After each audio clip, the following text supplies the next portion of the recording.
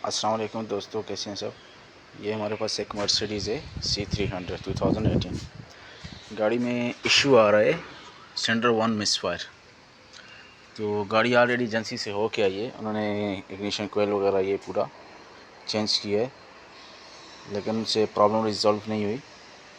तो अभी गाड़ी हमारे गैराज में आई है। ये देखें इसके स्पार्क प्लग, ये इसका 1 नंबर का स्पार्क प्लग है। ये नज़र आ रहा है, थोड़ा ब्लैक हुआ।